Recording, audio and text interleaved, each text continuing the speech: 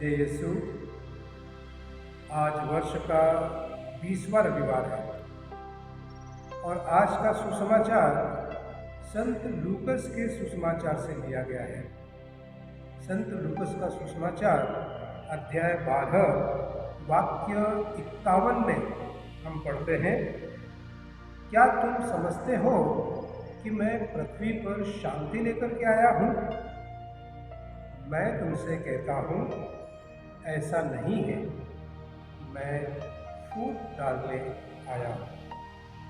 क्रिस्त में मेरे प्यारे भाइयों तथा बहनों, प्रभु यीशु क्रिस्त के ये शब्द कि मैं पृथ्वी पर शांति नहीं परंतु फूट डालने आया हूँ, हमको थोड़ा अचंभे में डाल देता है और हमको सोचने पर मजबूर कर देता है कि प्रभु यीशु क्रिस्त ने ऐसा क्यों कहा कि मैं शांति नहीं परंतु फूट डालने आया हूँ। क्योंकि मसीह के जीवन के बारे में उसके जन्म से पहले ही नबियों ने उसके बारे में ये कहा है।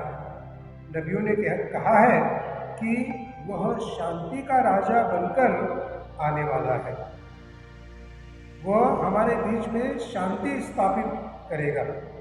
इतना ही नहीं, लेकिन जब उनका प्रभु यीशु का जन्म हुआ तो स्वर्गदूतों ने खुशी मनाकर गाना गाया, सर्वोच्च स्वर्ग में ईश्वर की महिमा और पृथ्वी पर उनके कृपा पात्रों को शांति मिले। फिर से स्वयं प्रभु यीशु क्रिस्त जब उपदेश दे रहे थे तो उन्होंने कहा, धन्य है वे जो मेल कराते हैं, वे ईश्वर के पुत्र कहलाएंगे, वे शांति दूत कहलाएंगे। जब वह अपने शिष्यों के साथ में अंतिम भोजन कर रहे थे तब भी प्रभु यीशु क्रिस्त ने उनको सांत्वना देते हुए कहा, मैं तुम्हारे लिए शांति छोड़ जाता हूँ, अपनी शांति तुम्हें प्रदान करता हूँ। प्रभु यीशु क्रिस्त के जी उठने के बाद में प्रभु यीशु क्रिस्त के पहले शब्द अपने शिष्यों को शांति के रूप में थे, तुम्हें शांति मिले। और शिष्यों से कहा कि जब तुम लोगों के घर जाते हो और घर में प्रवेश करते हो तो सबसे पहले जो वहाँ पर निवास करते हैं उनसे कहो, इस घर को और इस घर में रहने वाले सबों को शांति मिले। भाइयों और बहनों, उपरोक्त तमाम बातें हमको ये दर्शाती है कि प्रभु यीशु क्रिस्त शांति का राजा है, वो शांति स्थापित करने आया है। फिर क्यों ऐसा प्रभु यीशु क्रिस्त ने कहा कि मैं शांति नहीं परंतु फूट डालने के लिए आया हूँ?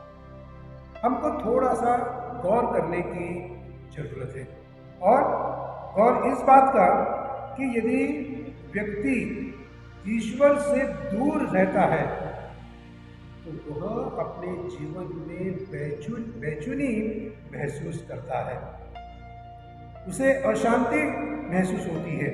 फिर चाहे वो घर का हो या बाहर का हो, अगर वो ईश्वर से दूर है वो अशांति महसूस करता है, अपने आप में बेचैन रहता है और इस प्रकार वह खुद का और दूसरों का शत्रु बन जाता है और वो फूट का सबसे बड़ा कारण है।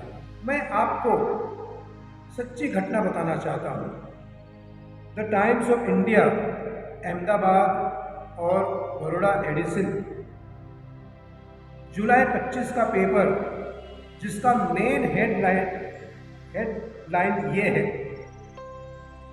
62 वर्ष का पिता अपने पुत्र की हत्या करता है। नीलेश जोशी अपने ही पुत्र श्याम जोशी का जो नशा करता था उसको छोटे छोटे टुकड़ों में काट देता है और अपने खुद के बच्चे के उन छोटे छोटे टुकड़ों को जगह जगह फेंक देता है। अलग अलग भागों को अलग अलग दिशा में वो फेंक देता है। इसका कारण क्या है? खुद के घर के इंसान एक दूसरे के से अलग है, उनका सोच अलग है और इसलिए उनमें फूट है और इसीलिए घर में अशांति है और उसका कारण क्या हो गया? खुद एक पिताजी अपने पुत्र की हत्या कर देता है, उसको छोटे छोटे टुकड़ों में काट देता है। भाई और बहनों, उसी दिन 25 जुलाई का टाइम्स ऑफ इंडिया फिर से हमसे ये कहता है कि एक भाई अपनी सगी बहन को जला देता है, मार लेता है, उसकी जान ले लेता है। भाई को अपनी बहन पर संदेश हुआ बिना कारण से, और उसने बिना कुछ सोचे समझे जब अपनी बहन सो रही थी उसके ऊपर केरोसिन डाल दिया और उसको जिंदा जला दिया।